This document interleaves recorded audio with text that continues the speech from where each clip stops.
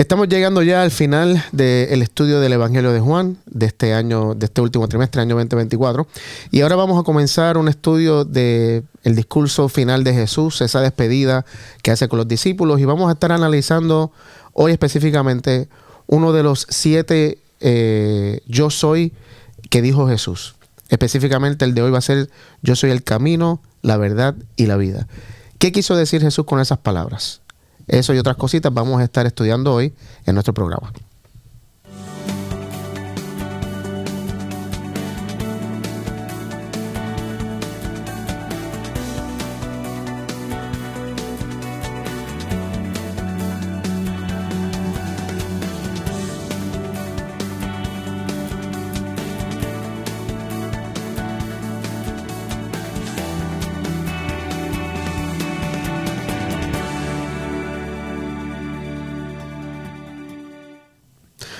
Hola, bienvenidos a Estudiemos Juntos. Como todas las semanas, contentos de estar acá para compartir con ustedes y este estudio de la Biblia que estamos haciendo todas las semanas, especialmente estos últimos 2 meses estudiando el Evangelio de Juan. En la mesa, como todas las semanas, estoy con Denar, Joel y Sammy, que me acompañan acá para juntos dialogar y conversar y reírnos y pasarla bien. Así que vamos a comenzar con el tema. Como ya mencionamos al principio, hoy vamos a estar analizando específicamente Juan 13. Vamos a analizar el lavamiento de los pies, ese rito que Jesús estableció. Vamos a estar analizando los primeros 3 versículos de Juan 14, la famosa promesa de Jesús de que no se turbe vuestro corazón, creerse en Dios, creer también en mí. Y luego vamos a terminar con la frase o el statement, no sé cómo se dice statement en español. Declaración. La declaración, gracias, de Jesús de que yo soy el camino, la verdad y la vida. Y con eso se supone que en teoría terminemos si alcanzamos a llegar allá. Así que, como siempre, vamos a comenzar orando para que el Espíritu del Señor sea el que nos guíe y nos dé ese espíritu de humildad para poder aprender. Así que, Sammy, ¿pudieras comenzar con una oración? Padre, estamos agradecidos porque tu presencia está aquí con nosotros y pedimos que seas tú, Padre, que guíes cada cosa que se va a hablar, que tu espíritu, como dijo Ángelo, que nos dé esa humildad para poder aprender lo que sea que haya que aprender, para que no nos arreglamos a nuestros propios conocimientos, sino entender de que tu sabiduría va más allá de lo que nosotros conocemos. Y que sea también de bendición, de crecimiento para todos aquellos que nos están escuchando. En el nombre de Jesús. Amén. Amén. Amén. Muy bien, entonces vamos a ir rápido a Juan capítulo 13 y vamos a leer el versículo 1. Antes de la fiesta de la Pascua, sabiendo Jesús que su hora había llegado para que pasara de este mundo al Padre, como había amado a los suyos que estaban en el mundo, los amó hasta el fin. Muy bien, aquí 2 preguntas que tal vez son muy sencillas y que tal vez la respuesta es fácil, pero quiero añadir un poquito de otros versículos para confirmar lo que Jesús está diciendo aquí. 2 cosas. Jesús dice, sabiendo que su hora había llegado, creo que es la que decía tu versión, la hora. Mi versión dice su momento.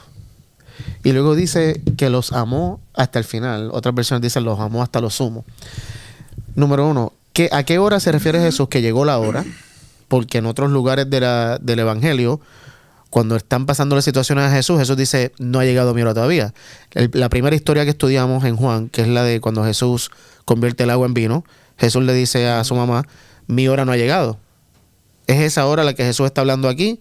¿Es otra hora diferente? ¿A qué momento se está refiriendo a Jesús? Y la otra palabra es ¿qué quiso decir Jesús cuando le dijo que el evangelista, cuando escribe que Jesús dice, los amó hasta el final? Y esas 2 cosas son las que quiero comenzar ahora. Vamos a comenzar con la hora, y para eso vamos a ir a Juan capítulo 12, el capítulo anterior, y vamos a leer los versículos 23 al 26. Dice, Jesús le respondió diciendo, ha llegado la hora para que el Hijo del Hombre sea glorificado. De cierto os digo que si el grano de trigo no cae en la tierra y muere, queda solo. Pero si muere, lleva mucho fruto. El que ama su vida, la perderá, y el que aborrece su vida en este mundo, para vida eterna la guardará. Si alguno me sirve, sígame. Donde yo estuviere, allí también estará mi servidor. Si alguno me sirviere, mi Padre le honrará. Muy bien, así que Jesús aquí claramente está diciendo que la hora que se avecina es la hora de su muerte. Y hace la analogía de que el grano de trigo, a menos que se sembre en la tierra y muera, no puede crecer.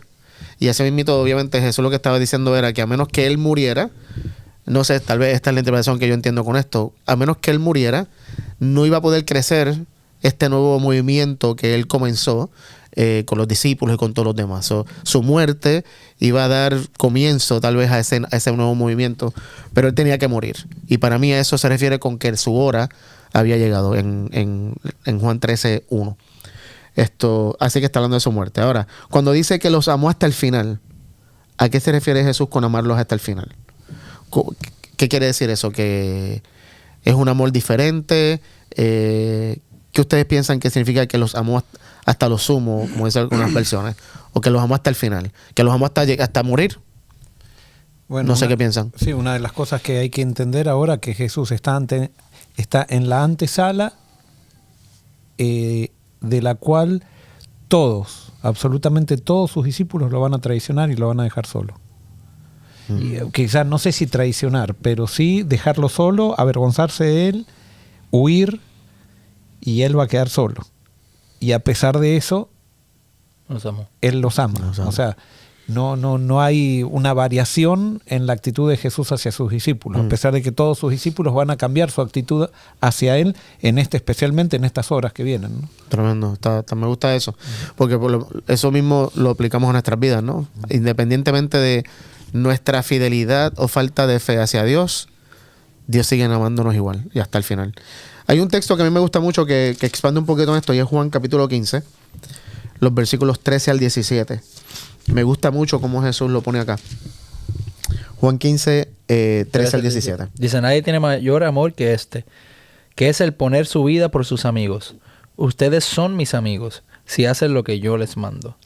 Ya no los llamaré siervos, porque el siervo no sabe lo que hace su señor.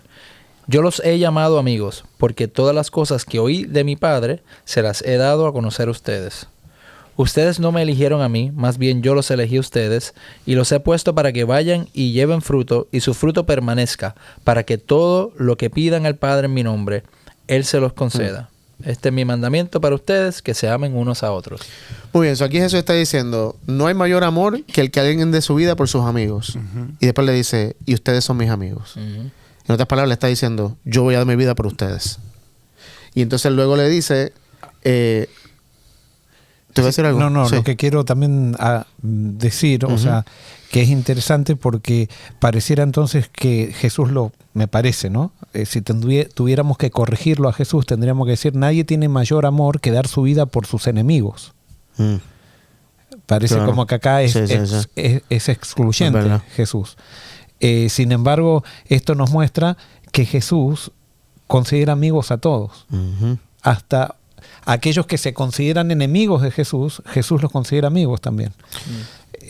Porque Él murió por todos, no murió solamente por los discípulos. Claro. O sea, no, y acá también, ¿qué capítulo es este? El 15.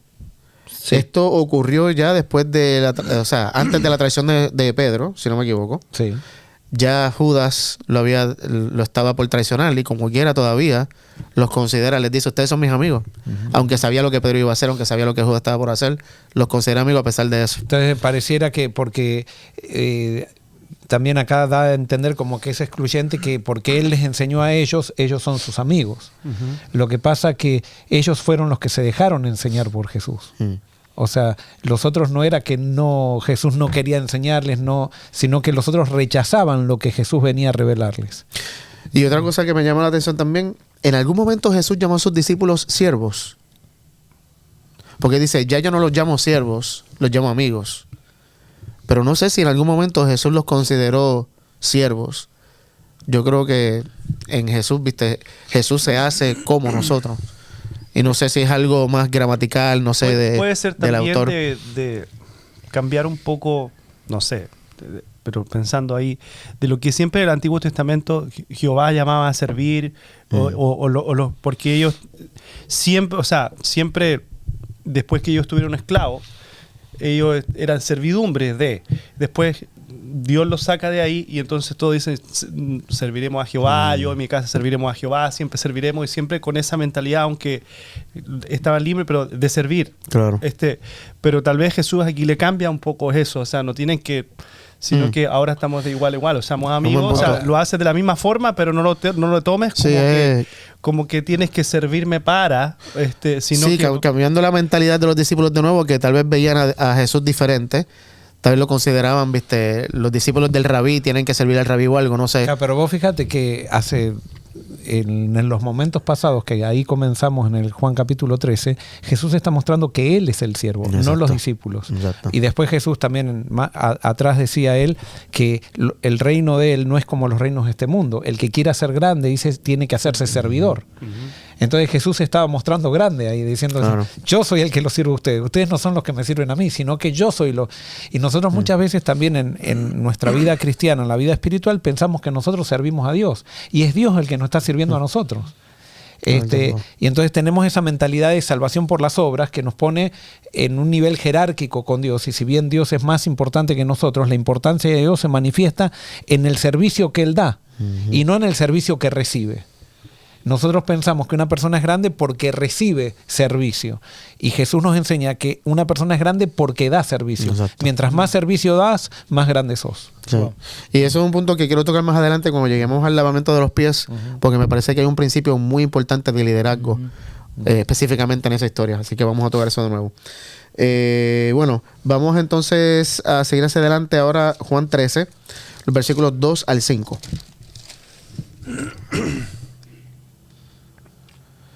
Y cuando cenaban, como el diablo ya había puesto en el corazón de Judas Iscariote, hijo de Simón, que lo entregara, sabiendo Jesús que el Padre le había dado todas las cosas en las manos y que había salido de Dios y a Dios iba, se levantó de la cena, se quitó su manto, tomando la toalla y se la ciñó.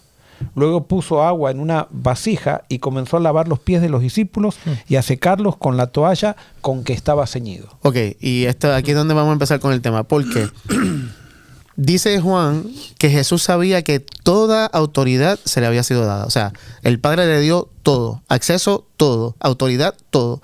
Tanto así que mismo Jesús dice en un momento que el Padre no juzga a nadie, sino que hasta Jesús le dejó que hiciera el juicio. O sea, literalmente el Padre le dio, y obviamente cuando decimos que le dio no es que no lo tenía antes, sino aquí en la encarnación, toda autoridad a Jesús.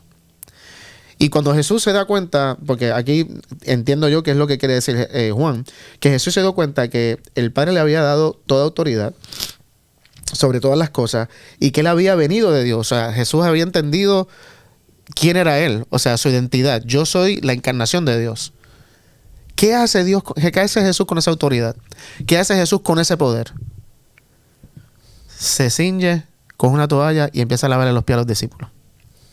O sea, para mí, volviendo al punto que tú decías ahorita, eso es el grande en el reino de los cielos.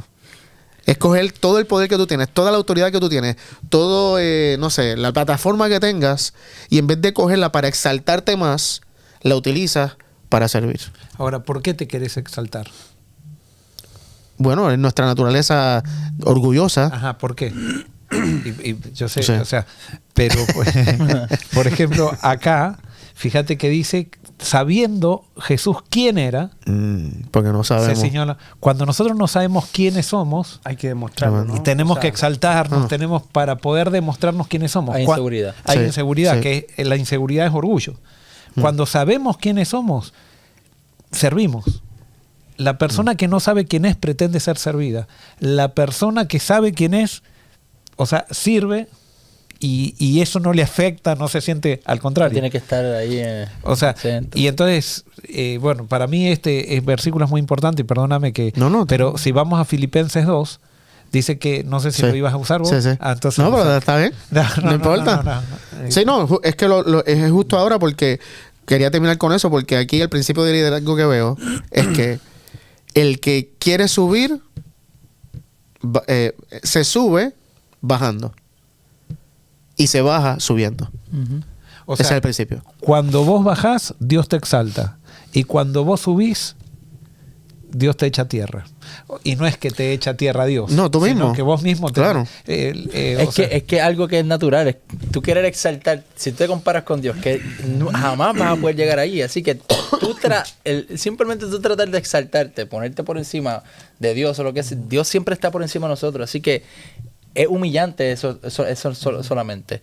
Cuando uno se cree siempre el mejor, y Dios siempre está por encima de todo. Así que siempre te va a humillar, pero cuando tú miras a Dios, jamás vas a poder estar por encima de Él. Y tú querer exaltarte, siempre vas a estar por debajo. Así que yo creo que es una realidad que tú mismo te das cuenta. Porque, O sea, el que ha llegado a la plenitud de lo que es, lo único que puede hacer es bajar.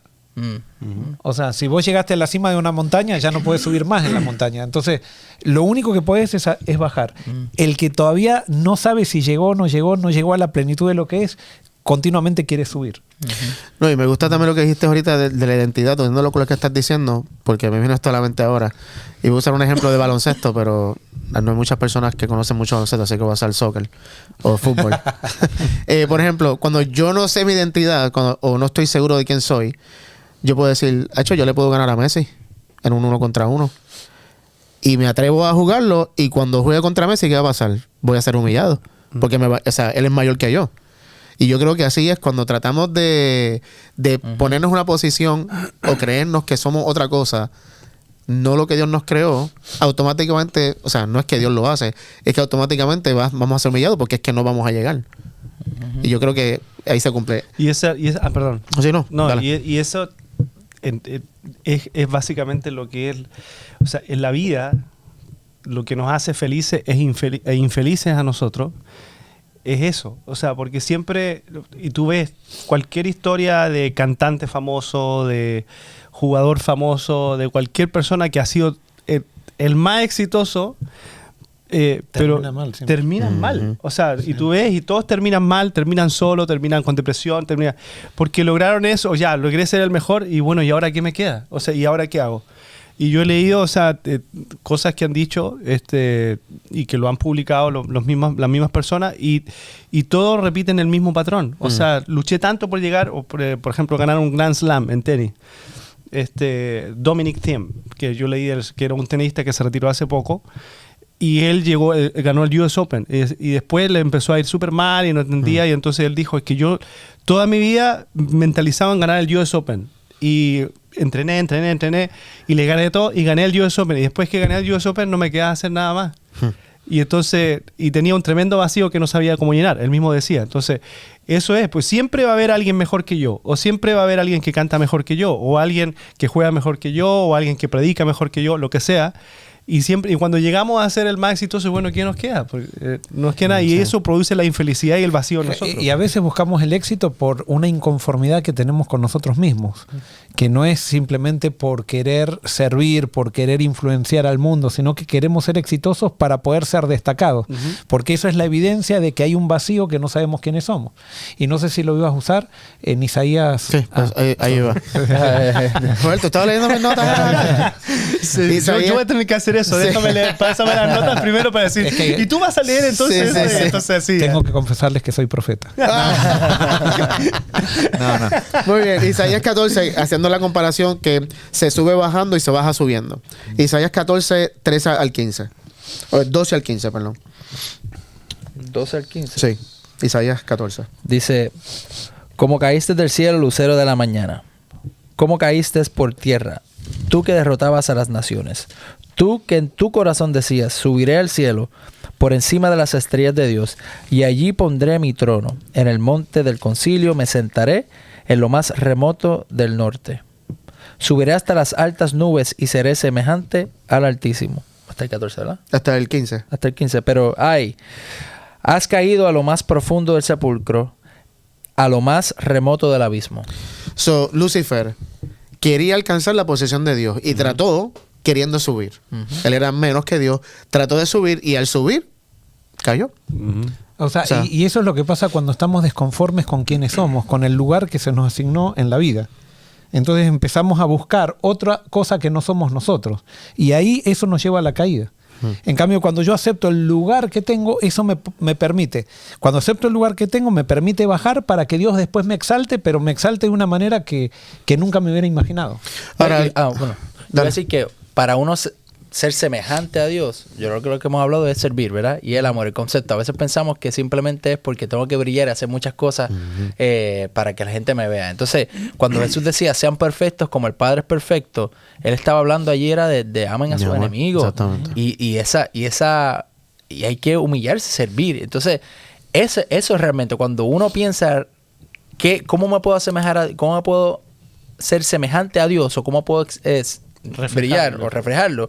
Es de esa manera, es sirviendo, es amando, es negándome a mí mismo y simplemente reflejando el carácter de Dios de esa manera. Jamás pues entonces tengo que hacer cosas para mí, porque yo creo que ahí es que está el detalle, que cuando nosotros nos queremos exaltar es porque quiero algo, una gloria propia, para que me vean a mí. Reconocimiento. Y hay una insatisfacción con quien sos. Claro. Y entonces Sí, te sientes inferior y por con el eso lugar que quieres... ocupás. Exacto. Ajá. Pero yo creo que cuando nosotros cambiamos eso, en vez de mirarnos a nosotros, empezar a servir a los demás, primero que también te llena, por lo menos en mi experiencia, me llena muchísimo cuando puedo servir a los demás y siento que estoy haciendo algo para el colectivo que simplemente algo para mí. Entonces, para mí es hermosa esa manera. Y ahí yo creo que es cuando uno comienza a sentir eso, que Dios te va exaltando, pero es porque no estás haciendo algo para tu propio mérito o por vanagloria, sino simplemente por bendecir al que está a tu lado, servir al que está a tu lado. Y por eso me vienen dos preguntas. ¿Está mal uno querer buscar la grandeza?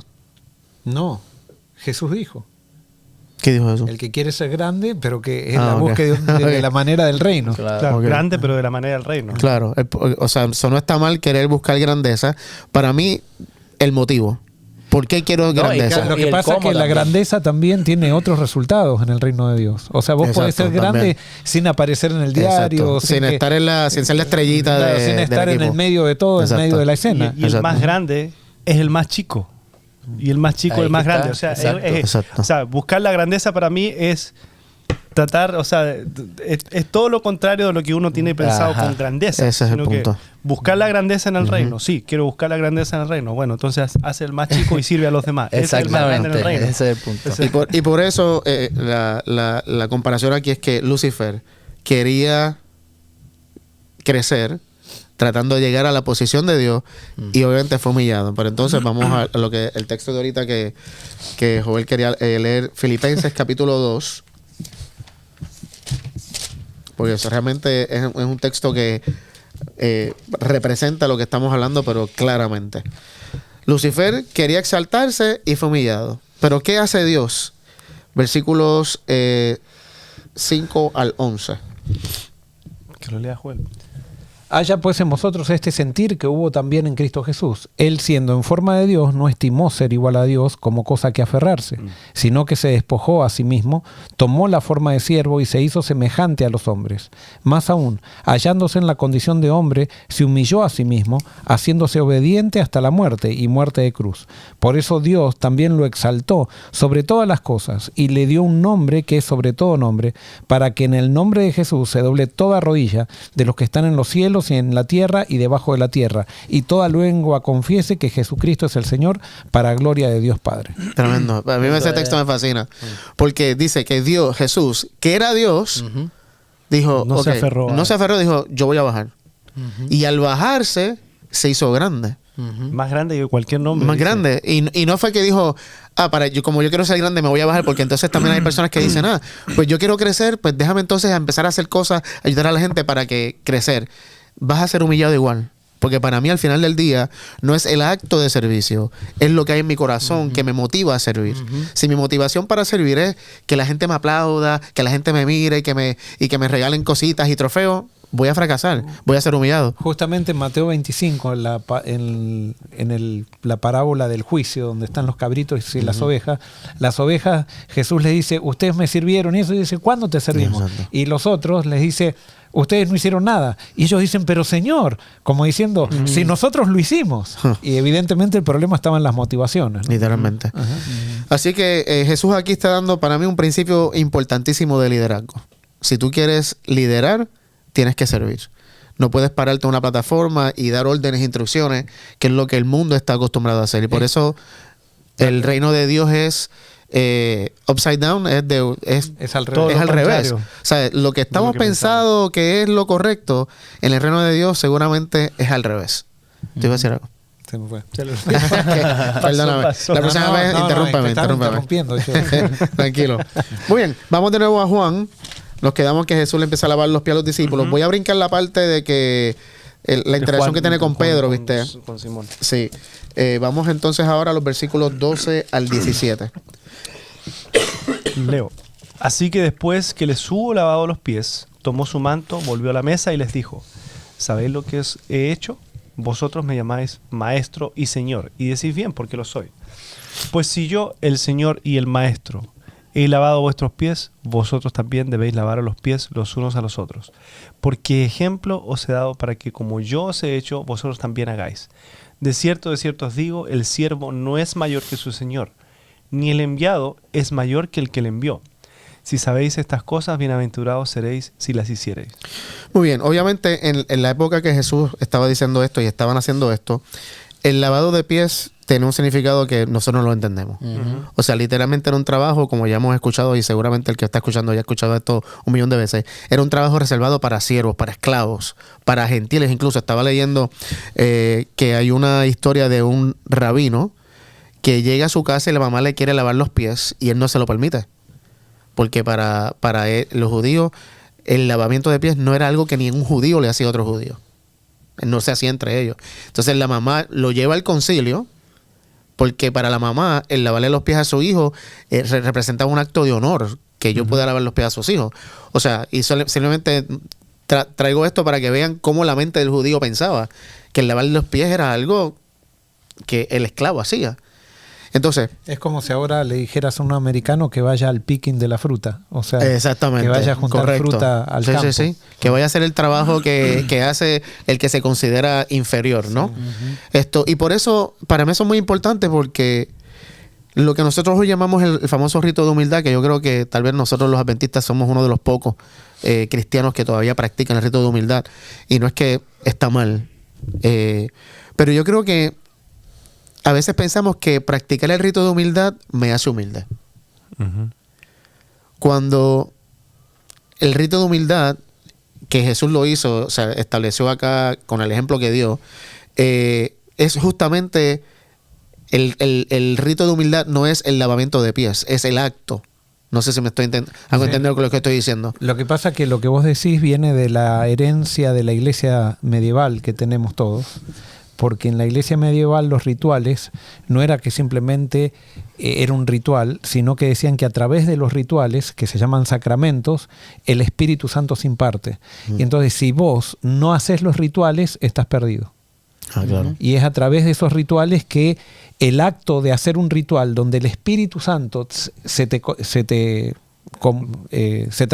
transmite, ese acto entonces produce un cambio en vos. Y por eso la gente, y especialmente la gente dice, hace mucho no hacemos una Santa Cena.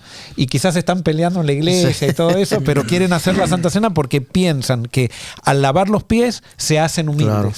Y justamente por eso lo puse, porque puede haber alguien que lave los pies y en su corazón la persona más orgullosa y egoísta del mundo. El acto de lavar los pies no es lo que lo que quería Jesús que nosotros siguiéramos practicando. Ese rito específico. Para mí es la actitud. Tienes que tener una actitud de servir, que va conectado para el lavamiento de los pies, justamente es eso. Jesús lo que está diciendo es, tienen todos que tener una actitud de servicio. No, es que siempre me cuestiono, y perdonen, no sé si me voy a meter en problemas con esto, pero siempre me he cuestionado ese rito, como si realmente algo que hay que hacer antes de la Santa Cena, literalmente, será algo que, porque yo entiendo, por ejemplo, si uno dice, bueno, los ritos no importan, entonces también el bautismo, entonces, porque hay que bautizar, porque también viene siendo un rito, sí.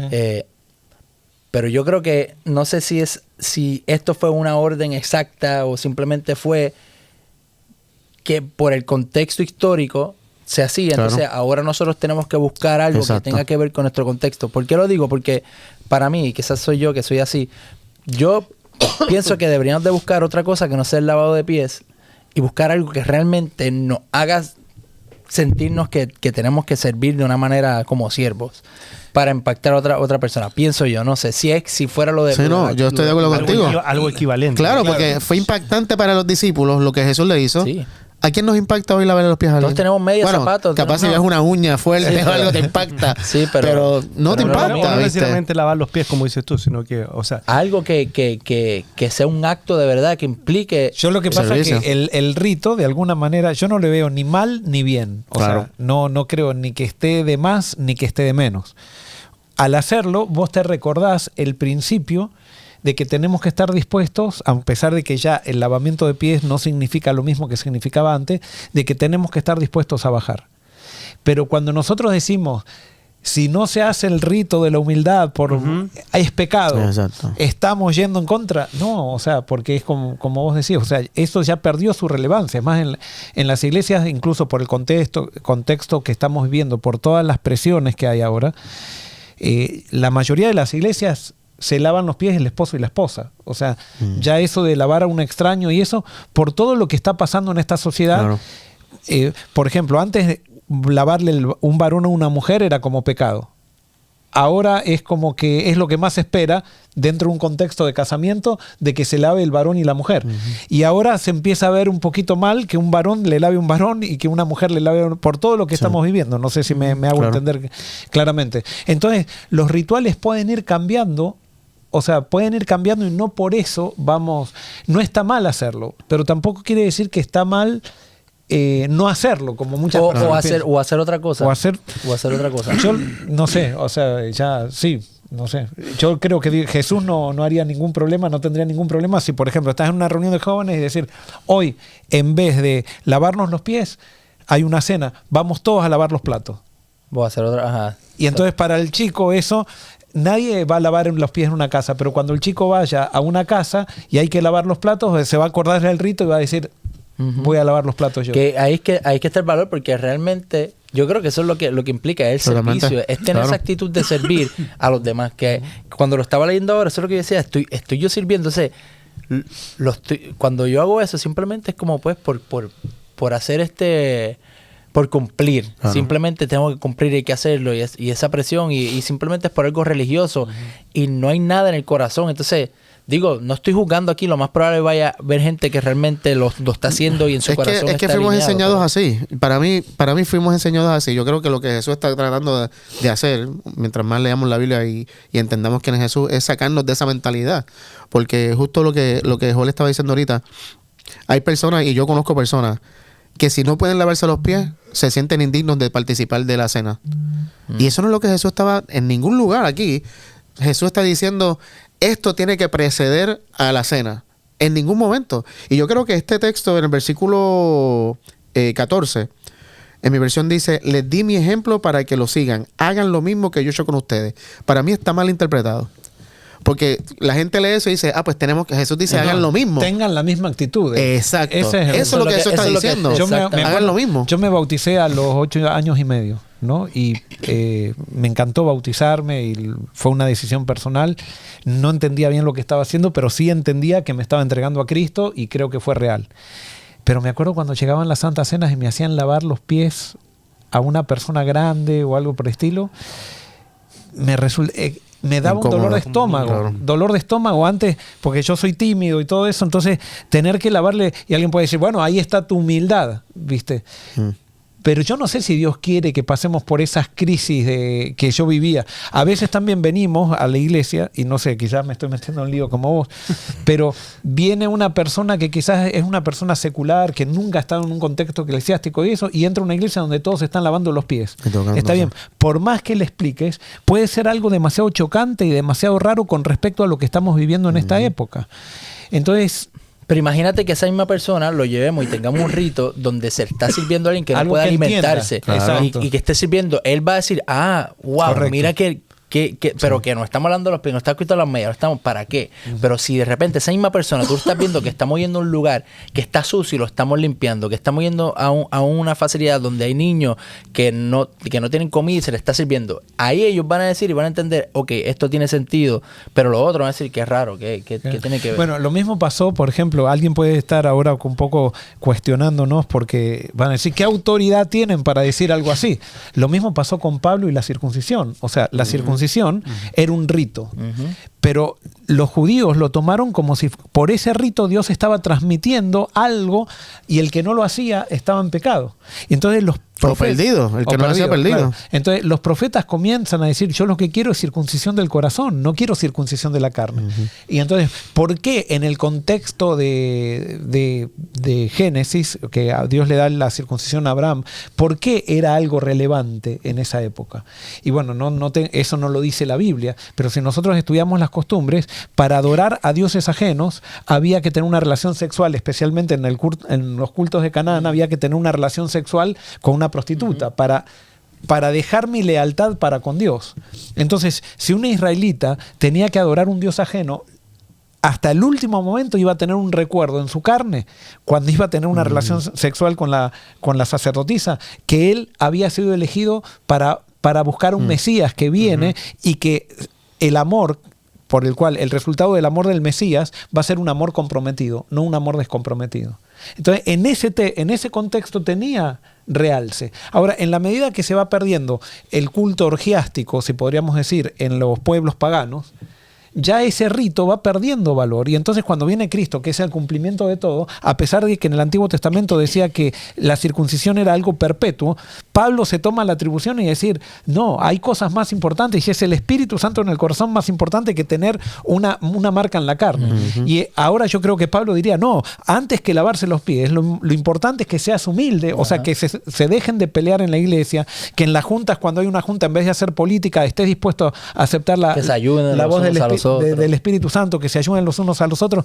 Y Pablo sería criticado también en este momento de liberal, de estar en contra de la organización, de estar en contra de la iglesia, cuando no lo estaba. Simplemente estaba, como hizo Jesús, rescatando el espíritu del mensaje de la Biblia. Y por eso para mí a veces, y no sé si les pasa a ustedes, pero a veces los ritos que se hacen tan seguido, para mí pierden valor. Es como que llega un punto que lo hago tantas veces que me acostumbro y ya como que es algo mecánico y no es algo natural.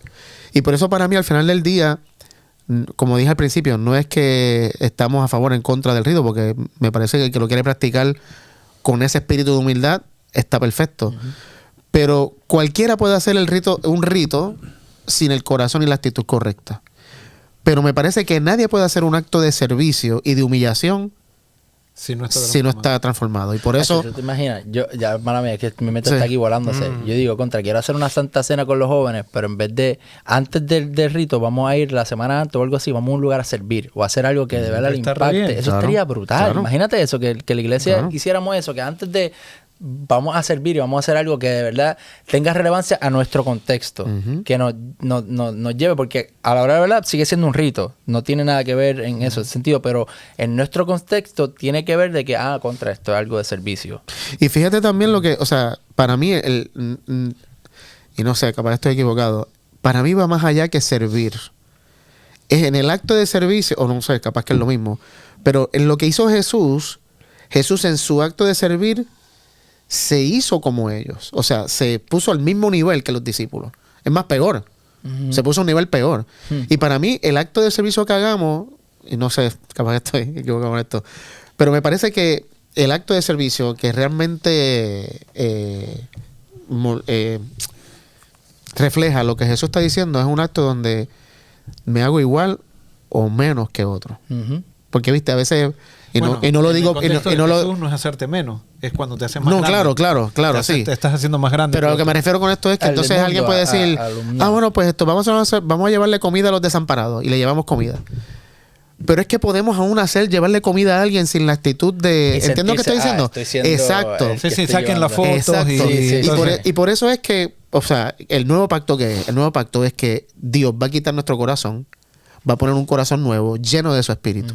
Y y yo sé que no sé si está bien gramaticalmente, pero yo siempre digo los frutos, porque está amor, gozo, paz, paciencia, es más de uno, aunque sigue siendo uno, porque es un paquete. Pero dentro de esa lista está la humildad. No se puede ser realmente humilde sin el espíritu. Sí.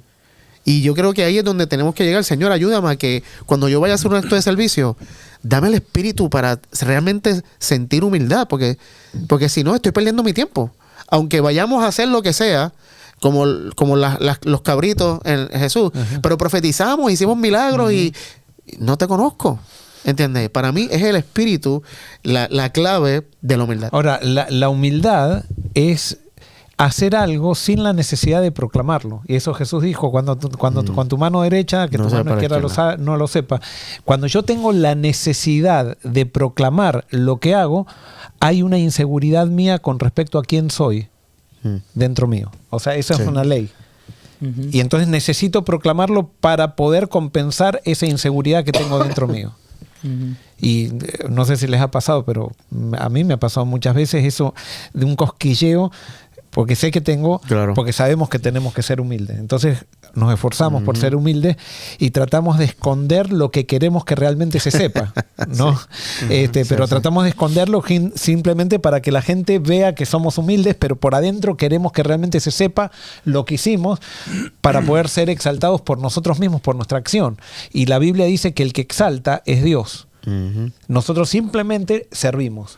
Y Él se encarga de exaltar. Y es complicado en un mundo donde hay tantos medios, social media, todo que nos y que todo el mundo quiere sí, ¿no? Y que también ser es exaltado. parte. Yo creo que todo está en tu corazón. Yo creo que, mira, honestamente, el que juzga es Dios, el que conoce los corazones. Entonces, porque podemos mirar a alguien que pone algo en Facebook o Instagram o lo que sea. Entonces dicen, mira, ya está mal porque está poniendo algo, pero no sabemos realmente. Entonces eso es una manera también de testificar. Claro. Entonces yo creo que ya va en el individuo, porque entonces significa, pues no puedes sacar ninguna foto, nadie puede saber nada. Bueno, todo depende. Es posible que Dios te esté poniendo en el corazón, pero puede ser que también el mismo espíritu esté diciendo, mira, también testifica acerca de eso. Ahora, ¿cómo ponemos la balanza? También puede ser un poco... al final del día no somos nosotros los que juzgamos. Sí. Sí, claro, nunca podemos nosotros jugar de decir, el que está haciendo esto o algo por el estilo. Sí. Pero, por ejemplo, ahora yendo a tu ejemplo, ¿Jesús hubiera usado la social media o no? Yo creo que sí.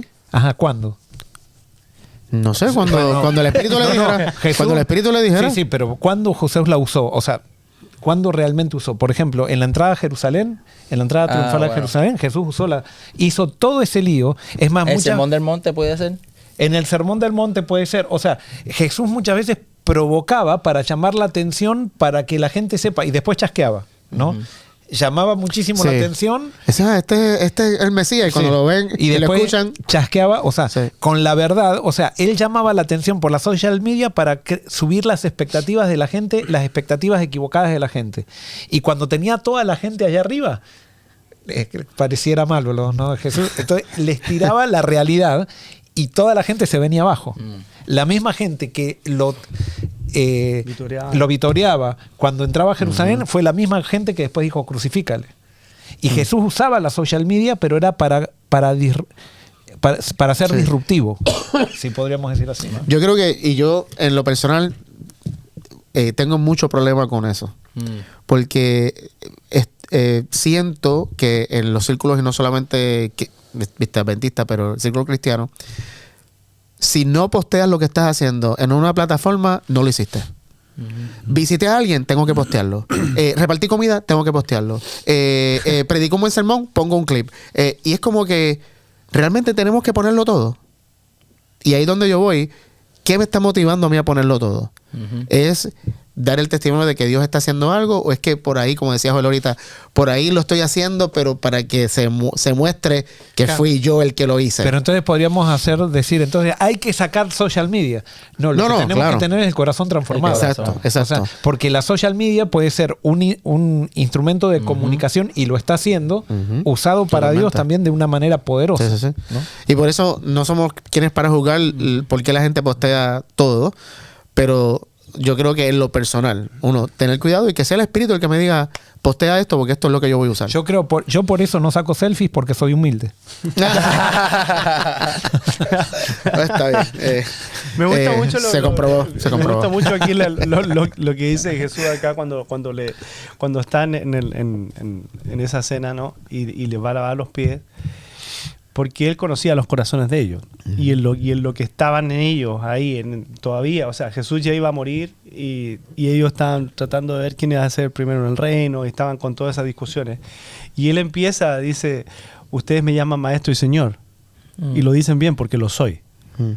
O sea, él tenía claro quién era también. Claro. Pero después dice, bueno, entonces ahora porque soy maestro y señor, yo les voy a lavar los pies. Y ahí entonces les cambia a ellos, o sea, totalmente la mente de lo que estaban ahí, discutiendo ellos quién quiere ser mayor. O sea, bueno, ¿quieres ser mayor? Bueno, vas a tener que servir a este otro que quiere ser mayor que tú, o que tú quieres ser mayor que él. Y entonces así nos cambia la mente a nosotros también, o sea. Pero empieza con eso, o sea, el mayor que no hay otro nombre dado, o sea, que es el mayor que Jesús, se hizo el más inferior de todos. Y por eso, y gracias a tener por eso, porque eso para mí confirma cómo Jesús cierra esta parte. En el versículo 17, en mi versión, dice: ahora que saben estas cosas, Dios los bendecirá por hacerlas. Que está mal, no es lo que dice el original. Dice: ustedes serán bendecidos y felices. En el griego usa la palabra Macario, que es la palabra para feliz, y bendecido. En otras palabras, por eso para mí no es el ritual, no es el lavamiento de pies, es cuando tú entiendas la magnitud de lo que el servicio implica, vas a ser feliz. Y por eso, una y otra vez la Biblia lo vemos, es mejor dar que recibir. O sea, Dios ama al dador alegre. O sea, cuando damos, encontramos la felicidad. Y muchas veces pensamos que al recibir es que voy a recibir la felicidad. Pero el reino de Dios es cuando das, cuando recibes felicidad y encuentras bendición. Ahora, claro, acá viste en la versión, dice: bienaventurados sois si las hacéis. Y realmente la palabra es feliz, ¿no? Sí. Y vos fíjate que todo el mundo está buscando la felicidad. Y todo el mundo, si lo vemos también, todos estamos buscando la felicidad en querer ser el centro. Cuando Jesús dice: la felicidad está en que otro sea el centro, en que vos seas un instrumento para hacer feliz a otro, y a eso va a traer felicidad en tu vida. Y yo creo que podemos dar testimonio, ¿viste? Cuando nosotros hemos experimentado un acto de servicio así, bien low profile, que nadie se enteró, y lo hacemos de corazón, por lo menos, satisfacción. Sí, uno se siente como que tú no quieres que ese momento termine, tú quieres seguir haciéndolo. Y eso es lo que Jesús quiere que sea nuestra vida, que experimentemos una vida de servicio de esa manera. Muy bien, vamos a la otra parte porque ya son las van 46 minutos. Juan 14, 1 al 3, sí. No se turbe vuestro corazón, creéis en Dios, creed también en mí. En la casa de mi Padre muchas moradas hay, si así no fuera yo os lo hubiera dicho. Voy pues a preparar lugar para vosotros, y si me fuere y os prepararé el lugar, vendré otra vez y os tomaré a mí mismo, para que donde yo estoy, vosotros también estéis. Ok, el contexto de estas palabras de Jesús, cuando Jesús le dice: no se turbe vuestro corazón, o no dejen que el corazón se le llene de angustia. El capítulo 13, Jesús, número 1, anuncia que Judas lo va a traicionar. Después dice que Pedro lo va a negar 3 veces. Y también le dice que él pronto se va a ir y ya no va a estar más con ellos. Y esta información a los discípulos los deja consternados. De paso, la palabra en el griego para angustiarse es no estar ansioso, turbado, confuso o agitado. Y entonces, ¿qué hace Jesús para calmar esta ansiedad que tienen los discípulos con tantas malas noticias? O sea, y creo que es un ejemplo para nosotros. ¿Qué debemos hacer cuando recibimos malas noticias? Para mí, el principio que Jesús está enseñando de aquí es pensar en que Jesús está conmigo. Porque sí, Jesús está hablando de la casa de mi Padre hay mansiones. Yo veo ahí una contradicción. ¿Por qué? Porque Jesús le dice: me estoy yendo. Ajá, pero más adelante lo vamos a ver ahorita cuando habla del Espíritu Santo. Sí, yo me voy, pero no, me voy físicamente, pero no los voy a dejar a ustedes. Todo el tiempo dice: yo me voy a ir, pero no los voy a dejar huérfanos. O sea, y por eso en estos 3 versículos, cuando él le dice sí, hay mansiones y todo lo demás, para mí la clave es en el versículo 3, cuando él le dice: para llevarlos, para que estén conmigo donde yo estoy. O sea, cuando recibo malas noticias, es poner la vista en el cielo, en que voy a estar con Jesús para siempre, en que aunque ahora físicamente no estoy solo, Dios está conmigo en mi mala noticia. Eso me va a dar paz, eso me va a dar tranquilidad, eso me va a dar seguridad. El poner la mirada no en mi circunstancia, ponerla en el cielo y en la realidad de que Jesús prometió que va a estar conmigo. Para mí eso, no sé si tienen un comentario más sobre eso. Yo tengo un comentario que no sé si viene eso, el camino. Para allá vamos. Sí, vamos ahora. Ok, entonces ahora vamos a Juan 14, 4 al 6. Y ustedes saben a dónde voy y saben el camino. Tomás le dijo: Señor, no sabemos a dónde vas. ¿Cómo podemos saber el camino? Jesús le dijo: Yo soy el camino y la verdad y la vida. Nadie viene al Padre sino por mí. Ok, Jesús es el camino ¿hacia dónde? Porque un camino te lleva a un destino. Tú sigues este camino y vas a llegar a un lugar. Jesús, cuando dice yo soy ¿el camino a dónde? ¿A dónde lleva a Al Jesús? Padre, a conocer al Padre. Para mí es eso. Claro, O sea, pero eso es lo que quería. Ok. No sé si desde chiquito a mí me enseñaron esto en la escuela sabática y en mi mente siempre Jesús era el camino para llegar a las moradas, donde estaban las moradas. Y Oh, resulta que acá, no sé si a ustedes les pasaba eso. Sí. No, A mí no. pero acá Jesús dice, no, él sí estaba diciendo yo voy a preparar lugar y eso, pero el centro no estaba en donde lo que iba a preparar, el cielo donde iba, ni nada, sino que él estaba hablando de que iba camino al Padre. Ujú. Y ese es el camino. So, cuando Jesús dice yo soy el camino, en otras palabras, síganme a mí para que puedan llegar al Padre. Claro. Pero cuando él dice para que puedan llegar al Padre, para mí, no necesariamente literalmente, sino para que puedan llegar al conocimiento verdadero del Padre. Así lo. Ajá. Para mí. Y por eso después añade camino, verdad y vida. ujú. Y por eso para mí es el camino que me lleva a conocer al Padre, la realidad de Dios. Hay algunos versículos aquí, Juan 1.18. Este versículo a mí me dejó de día. Juan 1.18 lo hemos leído antes, pero mira lo que dice en Juan 1.18. 1:18. A Dios nadie le vio jamás. El unigénito Hijo que está en el seno del Padre, Él le ha dado a conocer. Muy bien, la versión mía usa tal vez una palabra, dice, nadie ha visto jamás a Dios, pero el único que es Dios está íntimamente llegado al Padre. Él nos ha revelado a Dios. Ujú. Y la palabra para revelado es exógemai, Exégomai. que significa explicar, interpretar, exponer. So, cuando Jesús dice que Él es el camino, y acá está diciendo Juan que es en Jesús donde se exégomai, donde se explica, donde se interpreta, donde se expone al Padre, para mí está hablando de eso, de que la vida de Jesús es el camino que me hace entender verdaderamente, me explica quién es Dios verdaderamente. Sí, pero yo voy a hacer una... Sí. Yo creo que esto es tan importante, es lo más importante para mí que tiene la Biblia, por lo menos lo último que para mí que siento que estamos descubriendo, ¿no? Que hasta que no conectemos al Padre con Jesús, va a haber una dicotomía en nuestra experiencia cristiana y vamos a estar en el mismo problema que los judíos, que los paganos, que todo el mundo. Hasta que no lleguemos, no es solamente creer que Dios existe y creer que Jesús era el Mesías, es conectar a Jesús con el Padre. Son uno. Que son uno y que es lo mismo, o sea, que no hay diferencia. Hasta que no llegamos a eso, no se produce la reforma que los 144.000 van a producir al final, que dice que van a llenar la tierra con la gloria de Dios. Hasta que no llegamos a eso, Wow. estamos a mitad de camino. Realmente tengo que testificar que desde que empecé a leer la Biblia con eso en mente, me hace mucho más sentido lo que leo. O sea, y como que saltan los textos que me explican esa realidad de Dios. O sea, cuando leo especialmente el Antiguo Testamento, es como que lo leo y ahora me hace sentido. Antes como que yo veía dos entidades. Jesús era uno y el Padre y el Dios del Antiguo Testamento era otro. Pero ahora a la luz de Jesús, realmente el estudio de la Biblia se me hace pero súper diferente. No se sienten ustedes la misma experiencia. Totalmente. Sí, ¿no? O sea, te abre horizontes que Sí. antes estaba Literalmente. cerrado todo. Y te acerca más a Dios porque entonces ahora ese camino hacia el Padre no es como que con miedo, espérate, porque si no, ahora es como que el camino del Padre que te está Exacto. abrazando con amor. Entonces lo ves de una manera distinta y ya no, se supone que no haya ningún tipo de temor en nuestra relación con Dios, en cómo vemos al Padre. Y eso, por eso es lo importante, cuando comprendemos el carácter de Jesús, que es el mismo del Padre, no hay ningún motivo por qué tener miedo. En nada. Porque lo único que tienes es un papá que te adora, que te ama, que vive y se desvive por ti. Y eso te cambia Sí, la, o sea, la vida. es entender que el Padre siempre ha sido como Jesús. Siempre.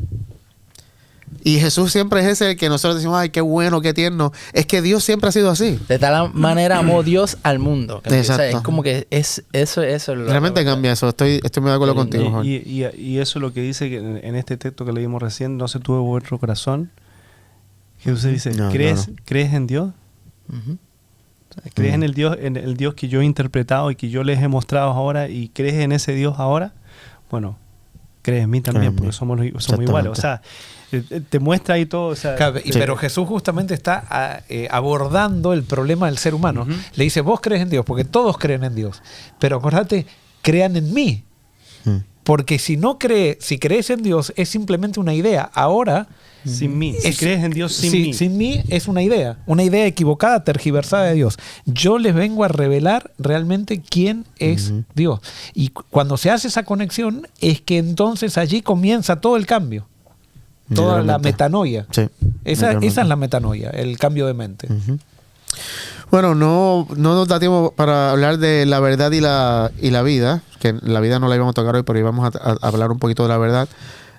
Pero al final del día, o sea, yo creo que lo que nos muestra el estudio que hemos hecho hoy es que, sin duda, Jesús es la revelación de Dios. Y en Jesús vemos principios de Dios que los aplicamos a nuestra vida y realmente nos van a traer felicidad. Pero el principio de servir. O sea, y yo siempre digo esto, todo lo que Dios nos pide que hagamos es porque Él lo hace. Mm. Y por eso cuando nos dice sirvan, es porque Él sirve. Ama, es porque Él ama. O sea, no pienses en ti primero, piensa en los demás primero, es porque eso es lo que Él hace. O sea, literalmente todo lo que Dios nos pide que hagamos es porque eso es Él. Y Él sabe que cuando lo hagamos, como dijo Jesús en el capítulo 13 acá, después de lavar los pies, ahora que ustedes conocen esto, si lo hacen, ahí van a ser felices. Y como decía Joel ahorita, todos estamos buscando la felicidad de alguna manera, y la felicidad se encuentra solamente en entender quién es Dios a través de Jesús y pedirle a Dios que nos ayude y que nos haga esa transformación, esa metanoia, para que podamos vivir de acuerdo a lo que Él nos creó para que como viviéramos. Claro, yo creo que esa permanencia en el conocimiento de Dios se cuida con el servicio. Sí.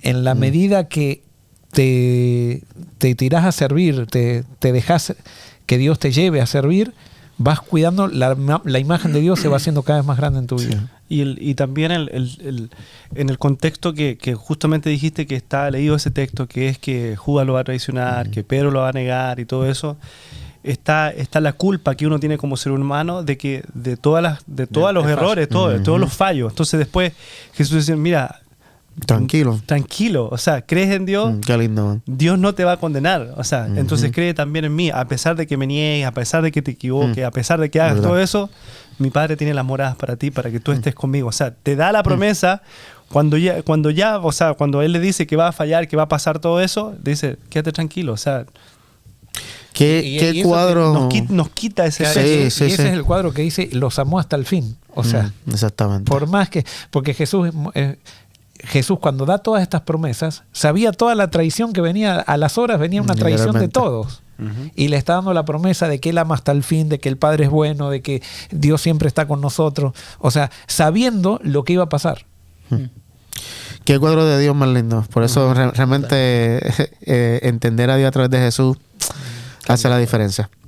Bueno, no tenemos tiempo para más. Vamos a cerrar con una oración y luego tenemos un mensaje de la Edo del año que viene. Dena, ¿puedes cerrar con una oración? seguramente. Gracias, Señor, te damos por este momento de estudiar, de aprender más de ti, de conocer más del amor de Dios a través de ti, Jesús, y de poder experimentar eso en nuestra vida, de tener esa paz sabiendo que tú eres el camino que nos lleva a conocer quién realmente es el Padre, y todo lo que tú hiciste también lo hace el Padre y nos da esa la paz en nuestro corazón de poder saber quién tú eres y por eso también saber quiénes somos nosotros. Bendícenos en el nombre de Jesús. Amén. Amén. Bueno, queremos simplemente recordarles que el año que viene tenemos nuestra escuela de discipulado orgánico, pero no acá en Forest City, va a ser en España, y ya la inscripción está abierta. Es del 4 al 13 de julio del 2025 en Sagunto.